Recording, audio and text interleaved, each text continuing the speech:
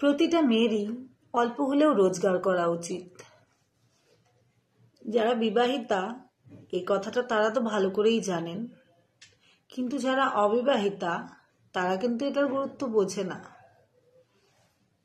অনেক মেয়েরাই ভাবে মা বাবা ভালো রোজগারের পাত্র দেখে বিয়ে দিয়ে দেবে, সুখে সংসার করব, বাস, দরকার কি অত জীবনে চাপ নেবার। তাদের উদ্দেশ্যে বলছি, একটা বাস্তব উদাহরণ দিয়ে বলছি। আমার যখন বিয়ে ঠিক হয়, যেদিন বিয়ে ঠিক হয় সেদিন কিন্তু একঘর লোকের সামনে আমার বর বলেছিল আমার বউ চাকরি করবে না। তার অবশ্য কারণ ছিল, আমার বরের shifting duty, morning evening night, তো তার মনে হয়েছিল যে আমাদের মধ্যে টাইমটা মেনটেন হবে না যদি চাকরি করি, তো সেই জন্য সে বলেছিল। তো যাই হোক, আমি কিন্তু বেজায় খুশি হয়েছিলাম, কারণ সুখে থাকতে কাকে ভূতে কিলোয়। আমি ভেবেছি তাহলে তো ঝামেলাই নেই, সুখে শান্তিতে ঘর সংসার সামলাবো, আর পরে তো চায় না, কাজে আমার তো কোনো চাপ নেই। কিন্তু পরবর্তীতে দেখলাম যে আমরা যে ঘরের কাজগুলো করি সেগুলো আসলে কোনো কাজ না শ্বশুরবাড়ির লোকেদের জন্য। মানে ঘরে প্রচুর কাজ থাকে, প্রচুর কাজ, কিন্তু তবুও প্রত্যেকটা বিবাহিতা মেয়েকে কিন্তু শুনতে হয় শ্বশুরবাড়ির কারো না কারো কাছে অন্তত, যে সারাদিন কাজ কি, শুয়ে বসেই তো কাটাই।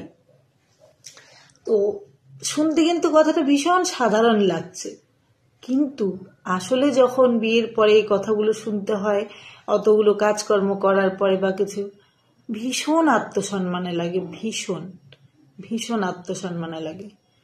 আচ্ছা, তারাও কিন্তু জানে যে কাজগুলো কত গুরুত্বপূর্ণ। সেই কাজগুলো একদিন যদি না করো তাহলে কি চলবে? চলবে না।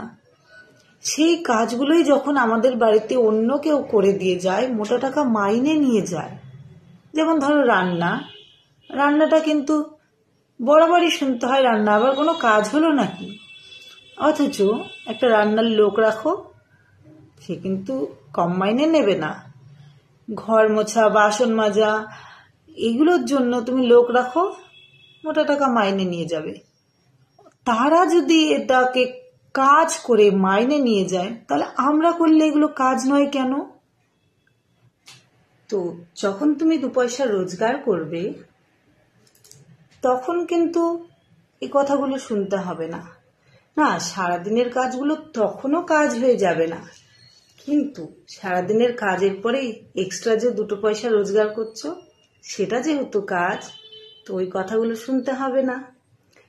এবার আত্মসম্মান বলে তো একটা কথা আছে, সেই আত্মসম্মানটা বাঁচাতেই সবারই রোজগার করা উচিত।